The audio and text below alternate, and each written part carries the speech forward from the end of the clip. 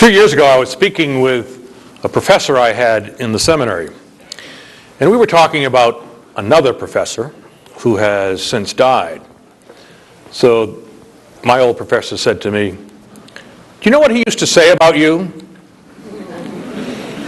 I said, "Well, I guess I'm going to find out." And he said, "You know that Hoye, if you give him a 5-page paper to write, that's all you're going to get is 5 pages. Not a sentence more." And that was not a compliment. Basically, he was saying that I did the minimum. But in my defense, there was another professor we had who, when he assigned a 5-page paper, and if you went on to page 6 or 7, he would deduct points from your final grade. So that's the mindset that I had. The point, though, to be made is that doing the minimum is usually not a good practice in lots of areas in life, and including in the moral life. In today's continuation of the Sermon on the Mount, Jesus basically says to his disciples, doing the minimum is not enough. And he cites the 5th, 6th, and 8th commandment. Your ancestors have been told this, but I say to you this. And each time it goes beyond the minimum that the commandment refers to. For example, he says, your ancestors have said to you, you should not commit adultery. But I say, whoever looks with lust on another has already committed adultery in his heart. Remember the trouble that Jimmy Carter got into?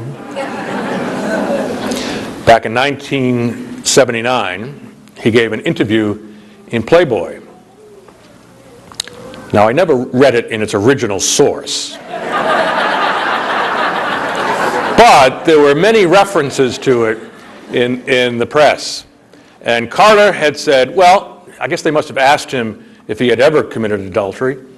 And he said, well, Matthew's gospel says, he said, so I guess I have.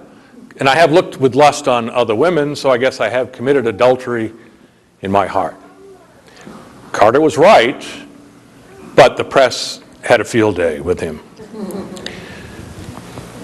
Jesus also says in this gospel, your ancestors have been told you should not commit murder. But what I say to you is you should not even be angry with your brother or sister.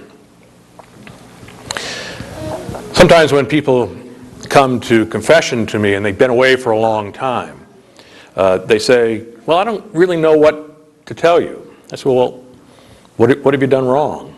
And they, more than a few times, will say, well, I haven't killed anybody. And I say, well, good for you. What about the rest of that commandment? And I might cite Jesus saying it's just not the physical act of murder that we're not supposed to do, the minimum. We really are trying to control our anger or our rage or our wrath against another. Remember the actor Michael Landon? He had at least 3 successful television series. Bonanza, where he was Little Joe, and then Little House on the Prairie. Then the final one was A Highway to Heaven. And he conceived of the highway to heaven when he was driving on one of the infamous LA freeways. And it was a bad, bad day in traffic, and people were hot and yelling and cutting each other off. And Landon just said, wouldn't it be great if we could take all that energy that we use in anger and put it in acts of kindness with a sense of caring and being compassionate to the other. And that's what the last series was about. We might call it today Random Acts of Kindness. One of the shows dealt with a child cancer victim, and apparently Landon used to like to use real-life situations, people who had experienced this, and he was going to interview a young boy by the name of Josh Wood, who had already lost a leg to cancer. But what bothered Josh even more was the fact that he stammered. Today we have the Oscar-nominated film The King's Speech, about a king who stammered. Back then, for Landon, it was Josh. And Landon told Josh that the important thing was that he be a good actor. And if he stammered, he would simply be a good actor who stammered. And much to everyone's surprise, when Josh read for the part, he didn't stammer at all.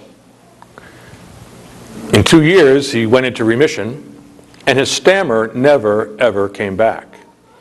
And Landon always said that it was because of the fact that someone was kind to him, someone who was understanding to him, let him experience that rather than stress or anger or whatever it might be.